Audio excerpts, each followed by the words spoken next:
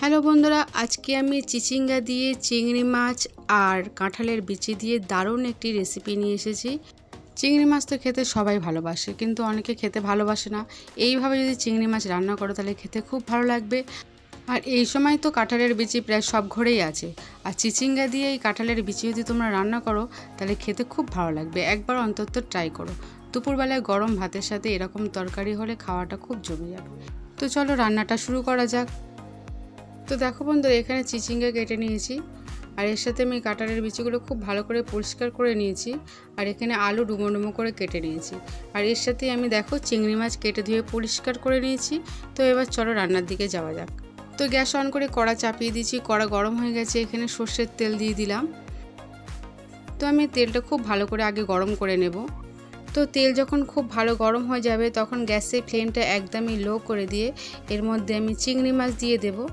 তো চিংড়ি মাছটা দেওয়ার পরে গ্যাসের ফ্লেমটা মিডিয়াম করে আমি খুব ভালো করে ভেজে নেব। তো খুব বেশি চিংড়ি মাছ এখানে ভাজবো না, চিংড়ি মাছ বেশি ভাজলে শক্ত হয়ে যায়। তো বন্ধুরা, অল্প একটু নুন আর অল্প একটু হলুদ দিয়ে চিংড়ি মাছগুলো আমি এখানে ভেজে নেব। তো দেখো বন্ধুরা, এখানে আমার চিংড়ি মাছ ভাজা হয়ে গেছে। চিংড়ি মাছ ভাজাগুলো আমি অন্য একটি পাত্রে নামিয়ে নেব।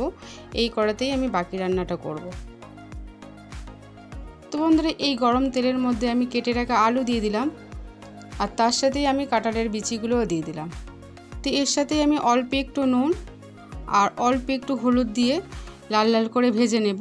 তো বন্ধুরা, এখানে যে কাঁঠালের দানাগুলো আছে গলতে অনেক সময় দেরি হয়, তোমরা চাইলে দুফালি করে নিতে পারো, তাহলে খুব তাড়াতাড়ি গলে যাবে। তো আলু আর কাঁঠালের বিচিগুলো আমি লাল লাল করে ভেজে নেব। তো বন্ধুরা, ভেজে নিলে টেস্ট খুব ভালো হয়। তো দেখো বন্ধুরা, এখানে ভাজা হয়ে গেছে, কত সুন্দর লাল লাল হয়েছে। এবার আমি এইগুলো অন্য একটি পাত্রে তুলে নেব। তো বন্ধুরা, এখানে আলু আর কাঁঠালের বিচি আমি ভেজে নিয়েছি, তোমরা চাইলে নাও ভাজতে পারো, তবে ভেজে যদি রান্না করো তাহলে খেতে খুব ভালো লাগবে। এবার এই গরম তেলের মধ্যে আমি ফোড়ন দেব।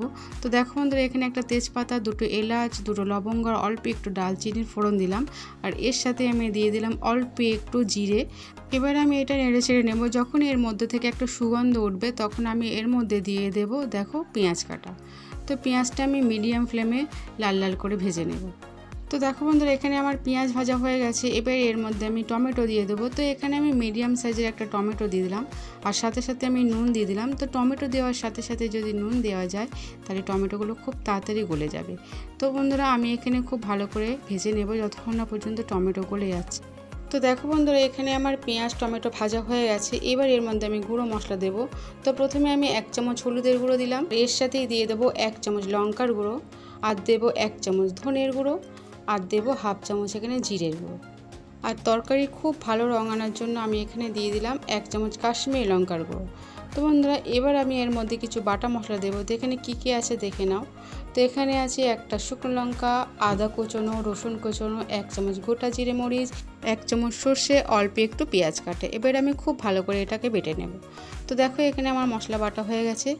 পুরো মশলা বাটাটাই আমি দিয়ে দেবো, দিয়ে আমি মিডিয়াম ফ্লেমে খুব ভালো করে কষিয়ে নেব। তো মশলাগুলো যাতে পুড়ে না যায়, ধরে না যায়, তাই জন্য আমি অল্প একটু জল দিয়ে দেব। জল দিলে পুড়ে যাওয়ার কোনো চান্স থাকে না। এবার আমি মিডিয়াম ফ্লেমে খুব ভালো করে কষিয়ে নেব।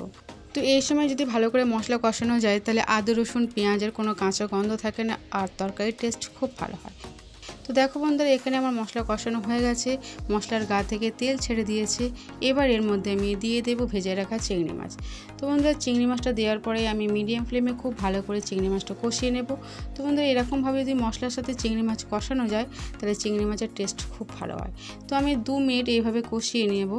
তো এখানে আমার কষানো হয়ে গেছে। এবার এর মধ্যে আমি ভেজে রাখা আলু আর কাঁঠালের বিচি দিয়ে দেবো।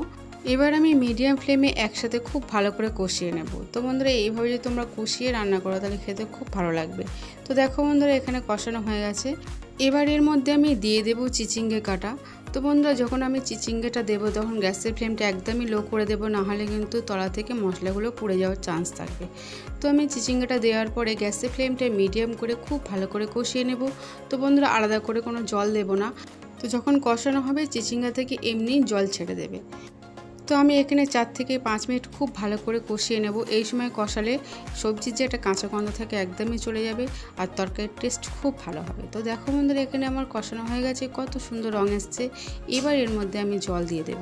তো এখানে আমি 1 মগ জল দেব, যাতে চিচিঙ্গাগুলো আর কাঁঠালের বিচিগুলো খুব ভালোভাবে গলে যায়।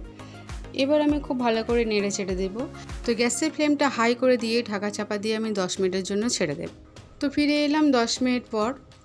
তো দেখো বন্ধুরা, এখানে ঝোল একদম কমে গেছে, দেখতেও কত সুন্দর হয়েছে। এবার আমি পরিবেশনের জন্য অন্য একটি পাত্রে নামিয়ে নেব।